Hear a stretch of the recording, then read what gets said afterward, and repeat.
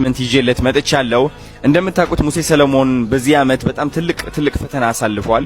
ስንት ቲክቶክ አካውንት ተደልቶበታል። እንደውም ከ1 ሚሊዮን ፎሎወር በላይ የነበረው አካውንቱ ባን ሆኖበት እውነቴን ነው የምላችሁ በጣም ትልቅ ተስፋ መቁረጥ ላይ ነበረ። አሁን ደግሞ ተመልሶ ተነስቶ ወደ 200,000 የሚሆን ፎሎወር ያለው አካውንት ገንብቶ ይገኛል ማለት ነው። እንደምታውቁት ደግሞ ዲላን ፔጅ ከ5 ቀን በኋላ ወደ ኢትዮጵያ ይመጣል። 5 ወይ 6 ቀን በኋላ ወደ ኢትዮጵያ ይመጣል። ሙሴ ሰለሞንና ብሩክ ኒውስ ደግሞ በጣም ሻይን እንዲያረጉ ከምፈልጋቸው ሁለት ሰዎች ዋነኛ ናቸው።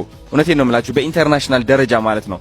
ለዛም ነው ዲላን ፔጅ ከመምጣቱ በፊት ሙሴ ሰለሞንን 1 ሚሊዮን ፎሎወር አስገብተን ዲላን ፔጅን መጠበቅ ያለብን። ምክንያቱም ሙሴ ሰለሞንና ብሩክ ኒውስ ዲላን ፔጅ በአካል አግኝተው በደም ከሱ ጋር ስለሚግባቡ ይህ ደግሞ ለነሱ ትልቅ የሆነ ኢንተርናሽናል እይታ ያመጣላቸዋልና ሙሴ ሰለሞን 1 ሚሊዮን ፎሎወር ቻሌንጅ አስጀምረን ዲላን ፔጅ ከመምጣቱ በፊት 1 ሚሊዮን አስገብተን ኢንተርናሽናል ማድረግ አለብን። ሁላችንም እናግዘው። ወንድሞቼ እህቶቼ እወዳችኋለሁ። መተጋገዝ ባህላችን ይሁን። ቻው